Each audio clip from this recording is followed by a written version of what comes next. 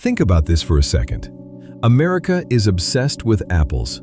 Apple juice, apple pie, apple diets, apple brands.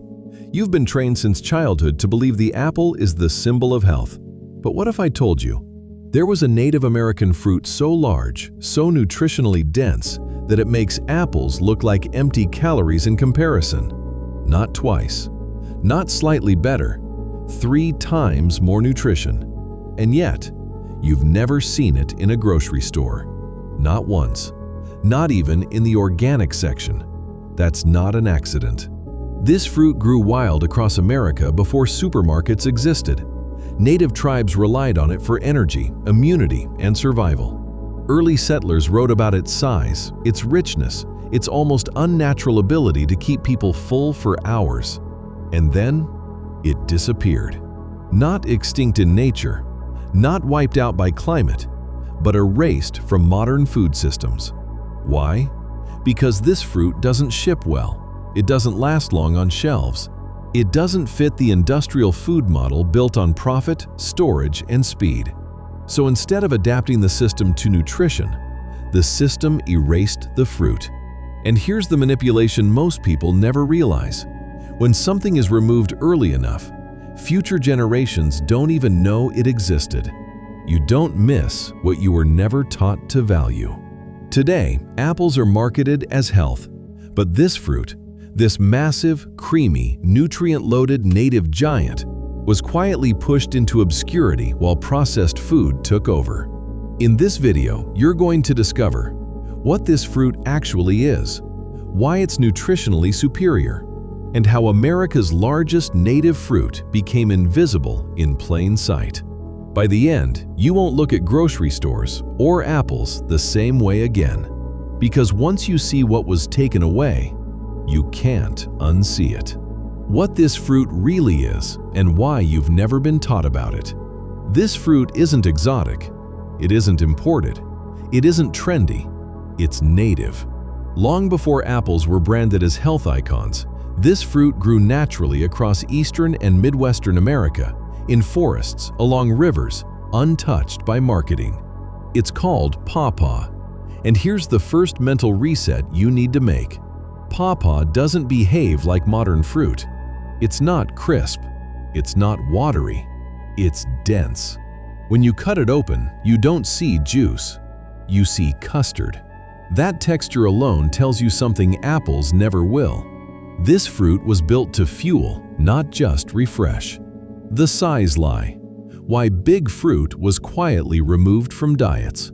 Apples are small for a reason. Small fruits are easy to package, easy to transport, easy to standardize. Pawpaw? It can grow bigger than your hand. One fruit can weigh more than 3 apples combined. That size is not just visual, it's nutritional volume.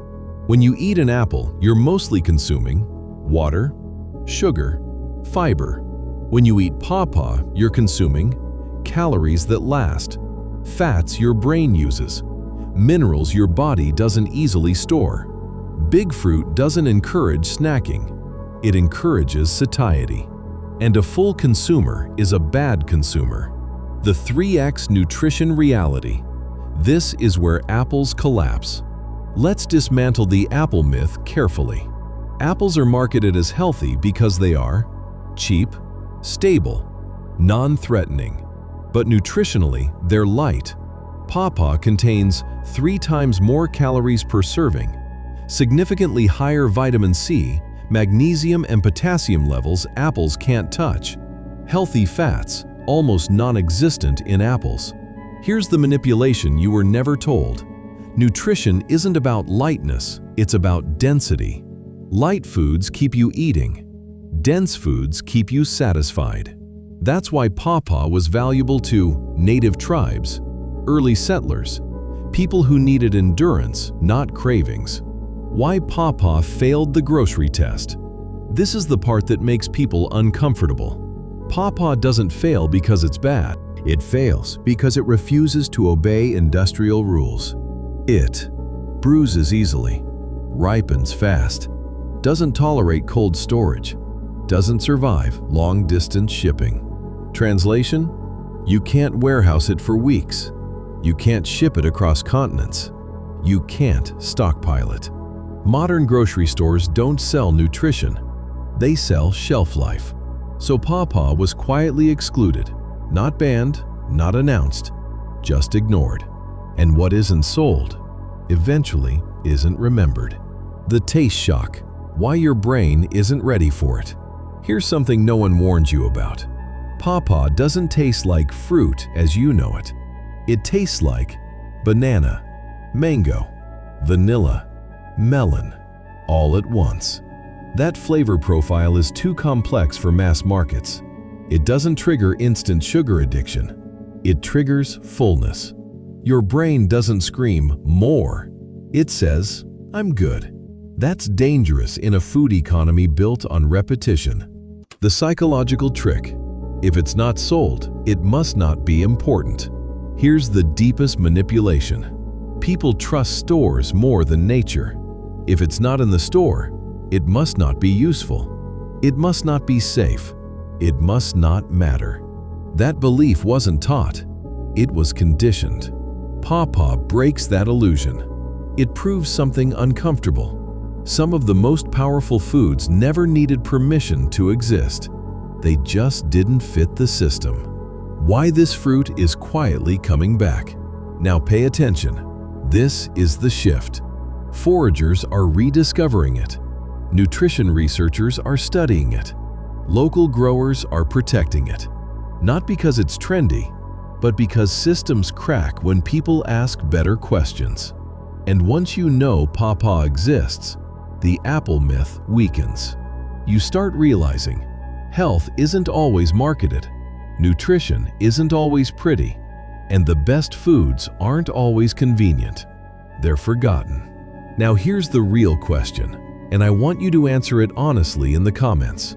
If this fruit is native, if it's more nutritious than apples, and if it still grows in American forests, why have most people never even heard of it? Was it convenience?